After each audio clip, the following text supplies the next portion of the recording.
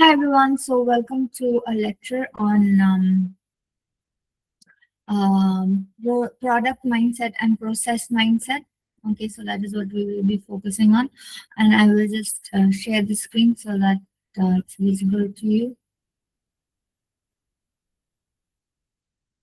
Okay, so it's going to cover the topic of shifting from product to process mindset. Okay, um, so why the shift particularly matters. Okay, before we go into what the um, product and process mindset is, we'll have to look at their um, yeah, before differentiating between product and process mindset, we need to know their definitions. So a product mindset focuses primarily on outcomes, the grade, the salary, the promotion, the published book, the applause, the medal, the visible result. Okay. And it asks, what did I achieve? How do others evaluate me? Okay. How quickly can I arrive? All right. So product mindset is always oriented towards the goal. Okay. And one of the most important psychological transformations in personal development it depends on changing the outcome oriented mindset to the journey mindset. Okay, so the process mindset actually focuses on the journey that one takes in order to arrive rather than just focusing on the outcome. Okay, so just to read out the definition, a process mindset, by contrast, focuses on the quality of engagement with the work itself. All right, so what am I becoming through repeated efforts? How well did I train today? What did I learn from friction? Okay, so that is important. What you're basically looking at is how your outcome oriented mindset becomes a journey oriented mindset. So instead of just focusing on reaching your goals, okay, just the goals themselves, you focus on how you are attempting to reach your goals. Okay, so that is the difference between the product mindset and the process mindset. So this particular kind of distinction appears simple, but psychologically it is very difficult to achieve. Okay, because product orientation often produces anxiety, perfectionism, fragility, and identity collapse when outcomes actually do not work out. Okay, and process mind or orientation, on the other hand, produces resilience, adaptability, and long-term excellence. Okay, so that is very significant. So,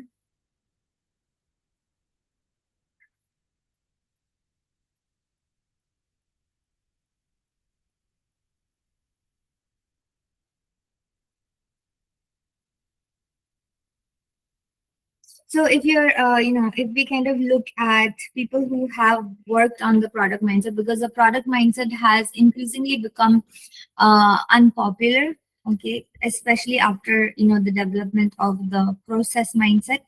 But we need to kind of look at its origins as well. So you have people such as Melissa Perry, okay, who wrote Escaping the Build Trap. Okay, so Perry directly critiques organizations stuck in what she calls the build trap. Okay, where she says measuring success by how much you ship rather than the impact of your success. So if you're always focusing on small goals and kind of doing the work by taking baby steps, you don't actually focus on the larger impact of it. Okay, it might be so that you take a long time to work on something and you do not have anything to show for that period of time, but later perhaps the impact of that work will supersede the smaller impacts that the previous works might have had. So that is very significant as well. So Melissa Perry's work is important to take note of. She reframes product mindset as focus on outcomes, okay, strategic alignment with business goals, and product managers becoming problem solvers and not just backlog managers. Okay, so that is important to take into account. Then you also have somebody like Ken Norton. Okay, so Ken Norton says that one should not over rely on frameworks Okay, so frameworks are built to change, and if you're just following a framework to achieve these small goals at a particular at any given period of time, it might lead to an over reliance on frameworks. Misunderstanding the role of product managers also kind of causes problem with these small goal oriented approach to work. Okay, and then you also have somebody like Ben Horowitz, who is the author of The Hard Thing About Hard Things. Okay, so in that particular book, Ben Horowitz says that, while not strictly a product mindset, Horowitz critiques idealized views of product development. Okay, the assumption that good products always win. Okay, so that is what he's critiquing. He highlights,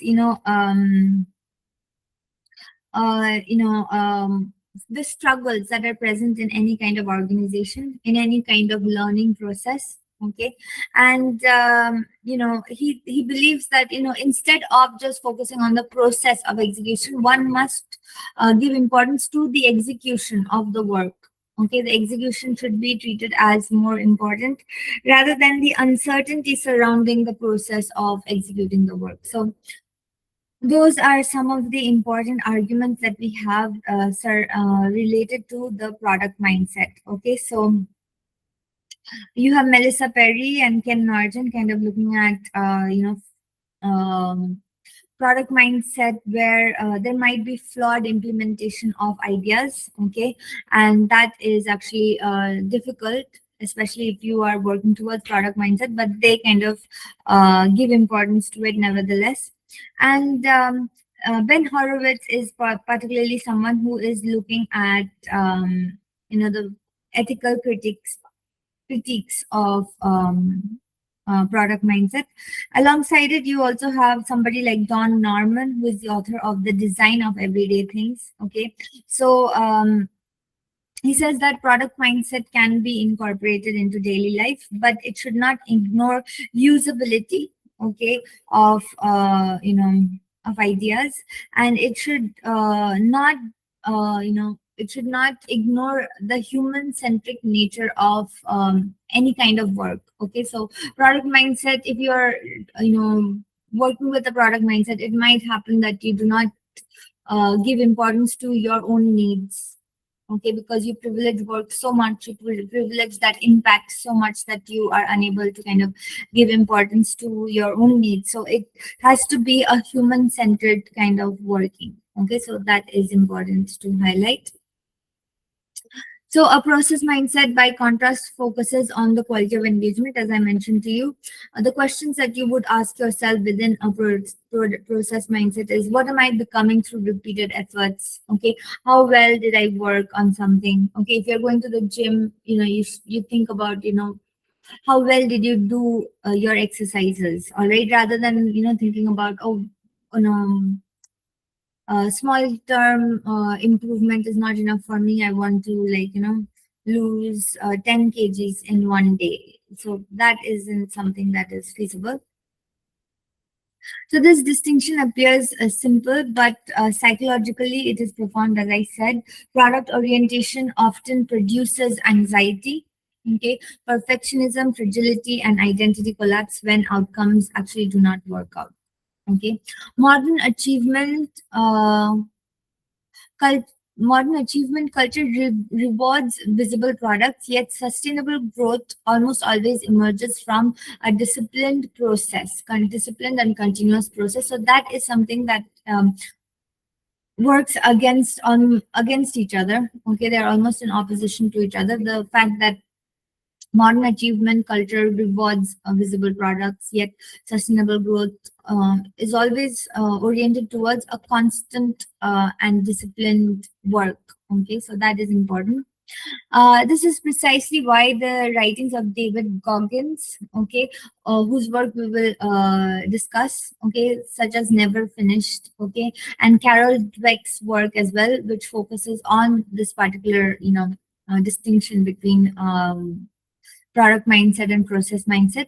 Both of them, in different languages, explain how human beings must detach identity from immediate results and instead build identity around disciplined engagement. So, Carol Dweck and David Goggins' work, both of them are in support of process mindset. The names that I have just mentioned to you, they are actually in support of the product mindset. Okay. The reasons we have already gone over the reasons. So just to kind of recapitulate, what is product mindset? A product mindset treats the finished result as the central measure of worth. All right. So you think that you're intelligent only if you stand first in class. Okay. Or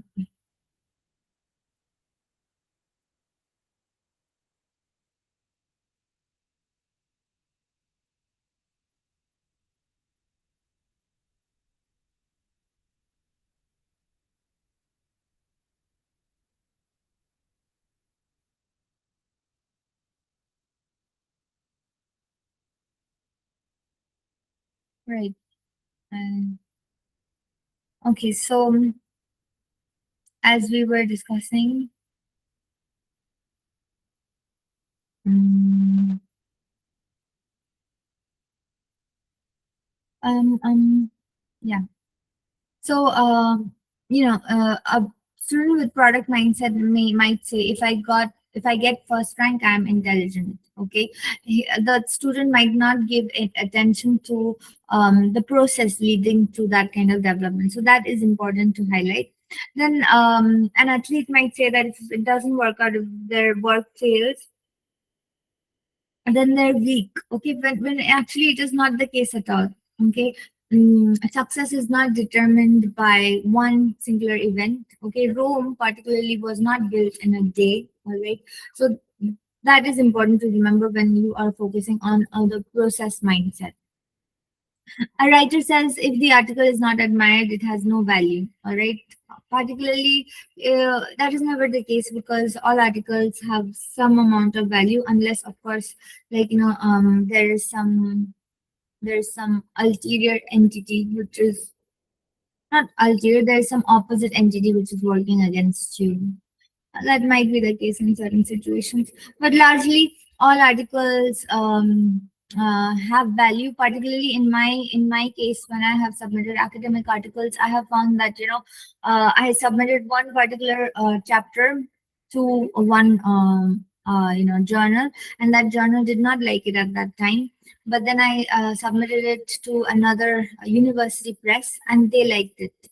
Okay, and there was just very minor revisions done to that uh, chapter. So it depends on who is reviewing it. It depends on the editor's point of view. All right, so it is not without value. That is what I want to say. Okay, so yeah, that's one of the most obvious examples that I can think of right now. Yeah, so psychologically, product mindset creates three major distortions. Okay, one of them is outcome dependence. Oh, and yeah, no worries. Psychologically, product mindset creates three major distortions. One of them is outcome dependent. So emotional state depends entirely on visible success. Okay. There might be a fear of imperfection. So mistakes are interpreted as identity threats. Okay, I'm talking about product mindset. Okay, short-term motivation. Okay, so effort collapses when rewards are delayed. All right.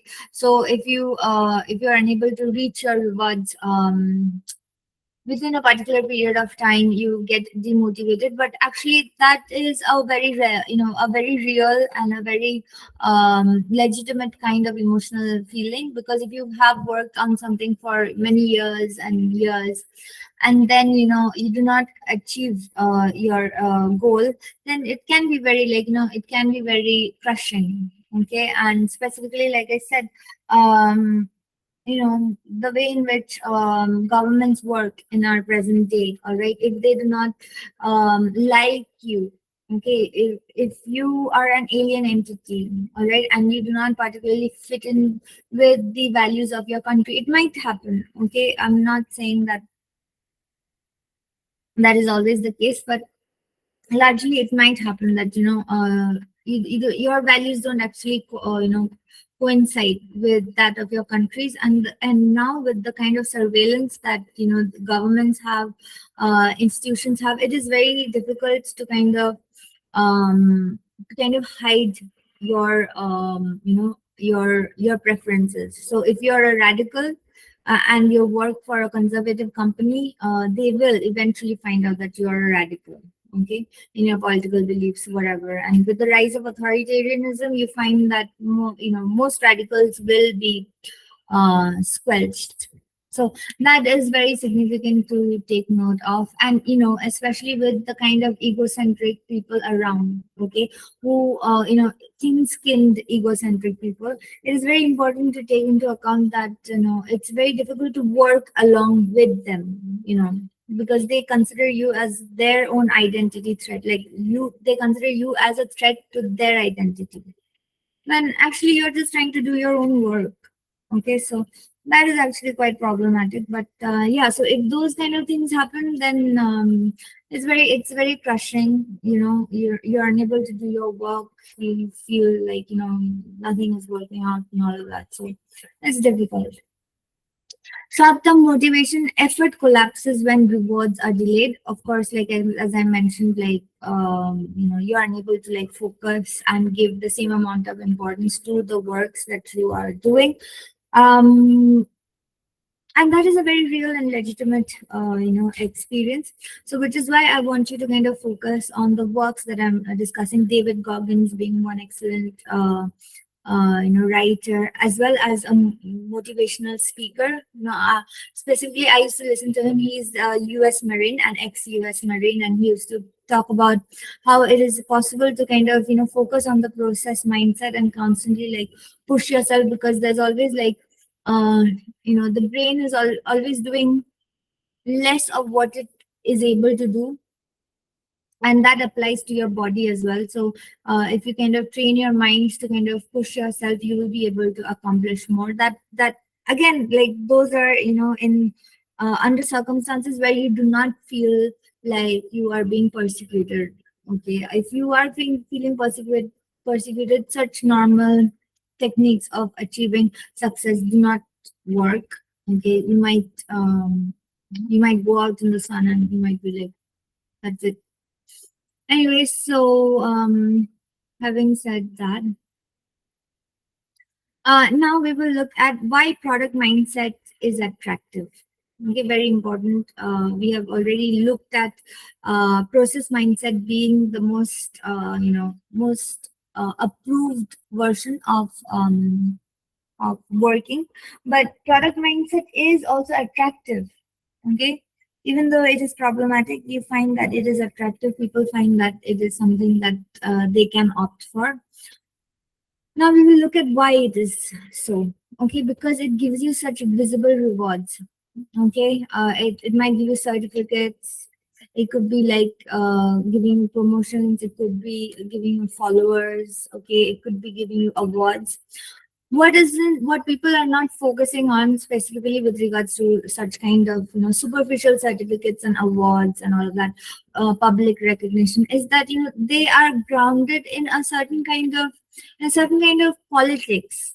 Okay, especially if you take into account like performers and um yeah, mostly it happens in the flashy industries such as acting industries and all of that. You do find that people who tend to get these awards, tend to get their monetary success, are usually people who come from established families. Okay, it's very difficult to establish yourself in the movie industry if you do not have a certain kind of backing, and that is a fact. Nobody denies it. Everyone works with it. I'm not mentioning any particular country specifically, but that is largely the fact. You might get certificates, you might get awards, you might get public recognition, but that doesn't necessarily mean that it is a marker of universal value. Okay, that is important to highlight. But it is portrayed as that. it is portrayed as having universal values. So that those are important things that need to be recognized and talked about largely. And again, just to kind of mention, it isn't that prevalent elsewhere in other industries. Okay, music industry, for instance, I find that sons and daughters of musicians have a wide-ranging, scope of interest and work. For example, George Harrison's son, Dhani Harrison, he is a wonderful musician. He is a physicist. So it's just wonderful, like, to think about how talent is like passed on and doesn't necessarily have to stick to the same family established route. Another example is Mary McCartney and Stella McCartney, daughters of Paul McCartney.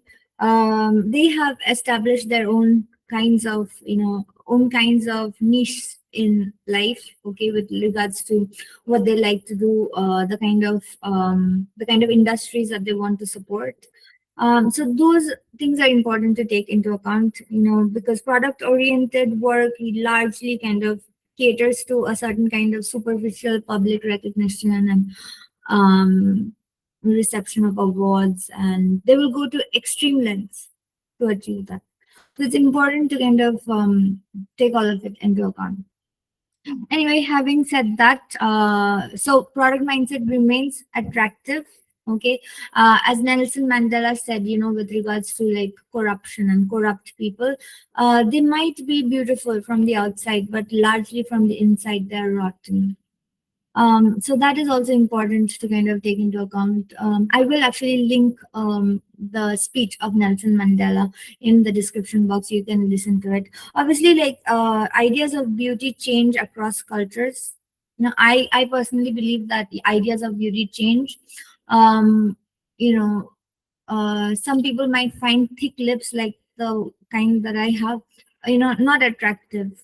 Okay, I might think that thick lips are not attractive at all, which is why African American women in the beginning found it difficult to kind of fit into beauty industries, because they had very prominent features such as thick lips, okay, such as a particular kind of nose and all of that.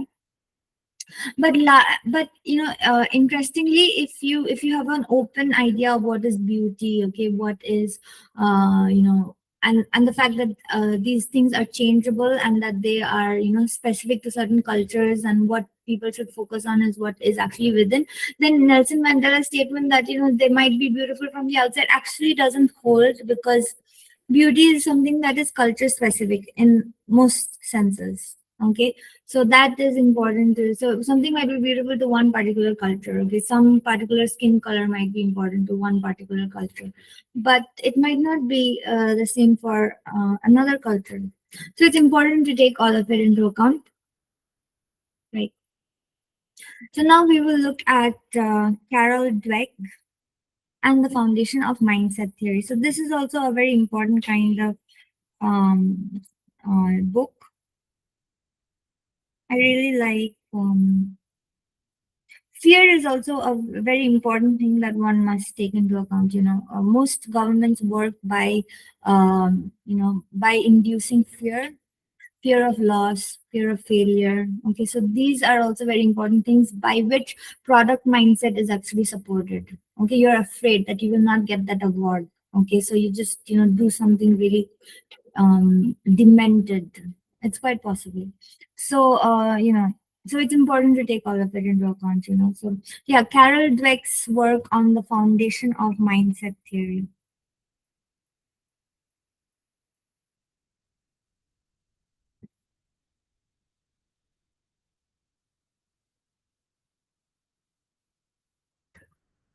So very important. Carol Dweck is a psychologist, okay, most closely associated with mindset theory, a framework that explains how people's beliefs about their own abilities shape their motivation, learning, and success. Okay, her work, especially in mindset, the new psychology of success, lays the foundation for understanding why some individuals thrive on challenges while others avoid them. Okay, so she identifies two primary mindsets. One is the fixed mindset. So people with a fixed mindset believe intelligence and talent are static traits. Okay, you're either good or bad. Okay, and that's it. That defines you. Effort is a sign of weakness. Okay, because if you are actually really talented, then you wouldn't need to put your efforts in anything. Consequences, what are the consequences? So you try to avoid challenges. You try to avoid challenges because you feel that you will be incapable of taking up that particular responsibility. We feel inadequate from within.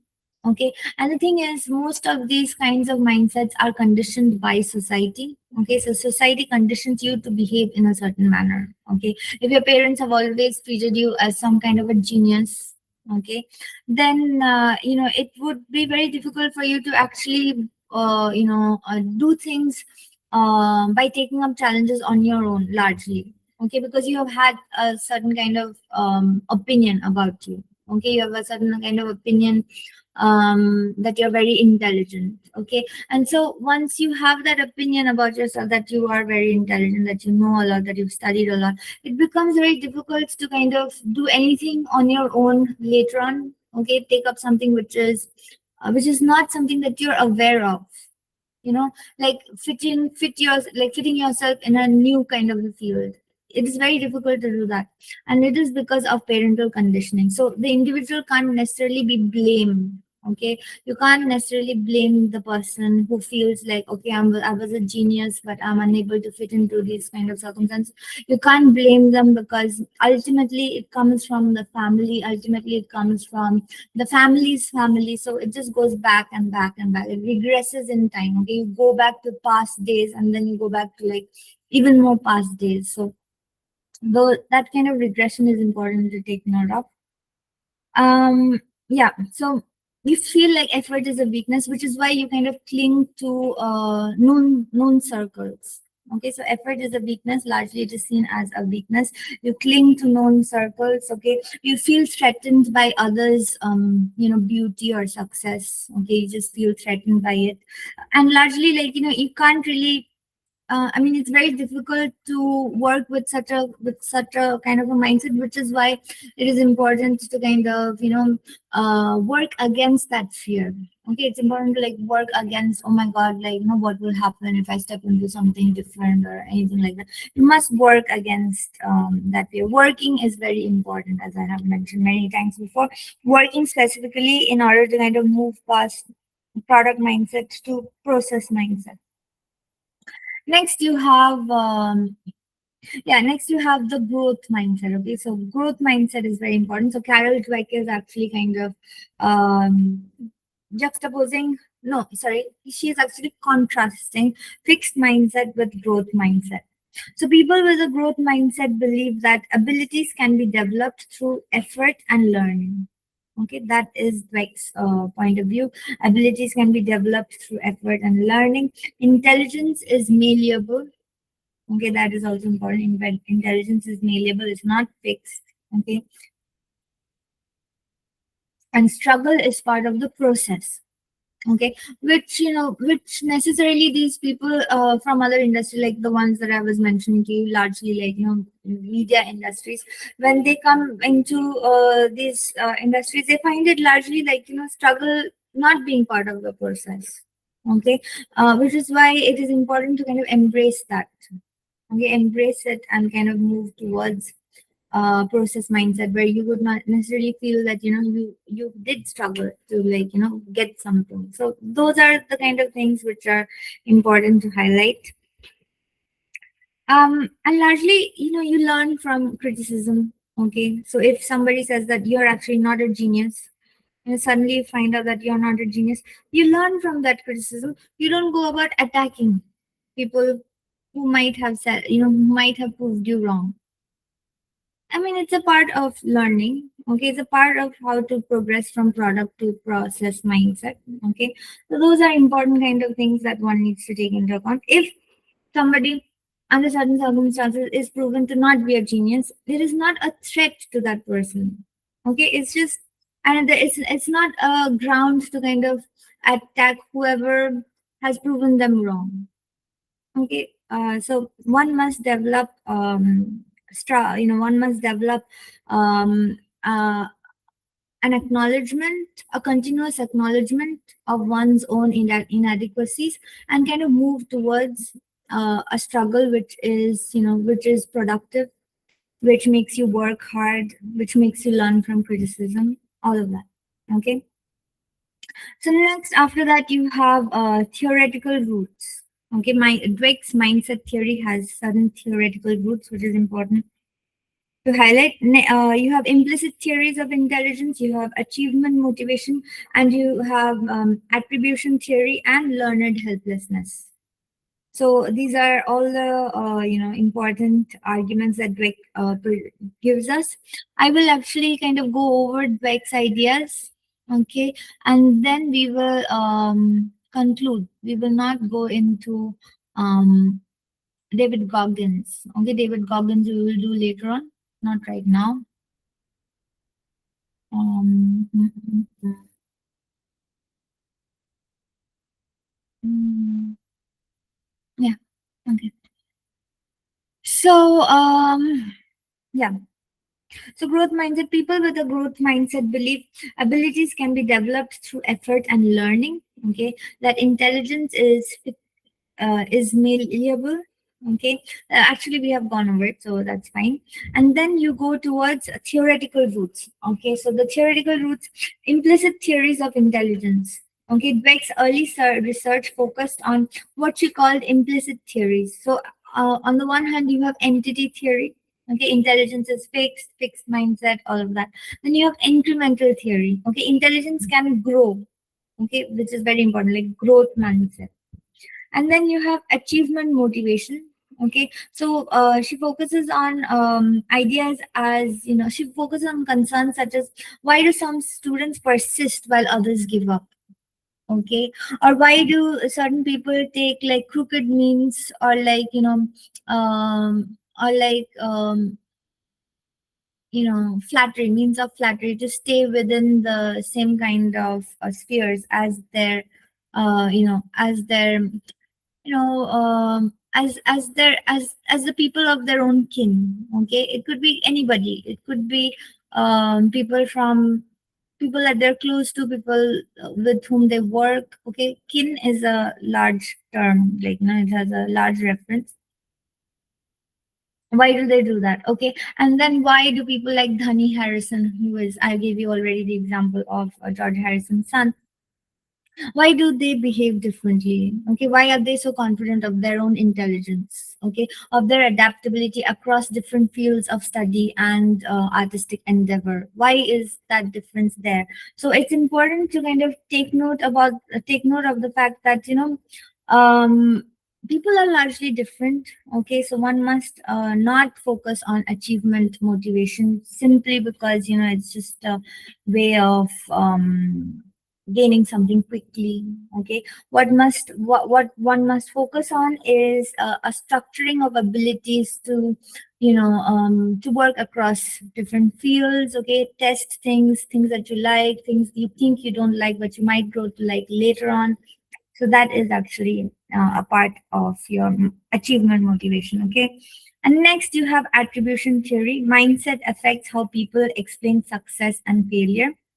So first you have fixed mindset. I failed because I'm not smart. Okay. So actually that is not true. Okay. It might be because you did not practice enough. Okay. You did not work hard enough. Okay. So that might be the case. Growth mindset says I failed because I need a better strategy or more effort. Okay. So that is more important to highlight. What growth mindset is telling you, it tells you that you have actually not failed. What you need to do is to work harder. Okay, so that is mostly what Carol Dweck is saying. And I think we can conclude right now. I've spoken enough, rambled on enough, and it was a pleasure rambling on. And I will see you for the next lecture. So thank you all so much for listening. I will share it in my YouTube. Ciao.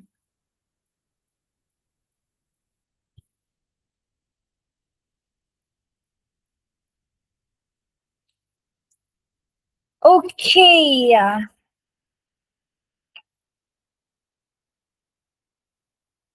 No one else in the meeting. Nobody, nobody, nobody.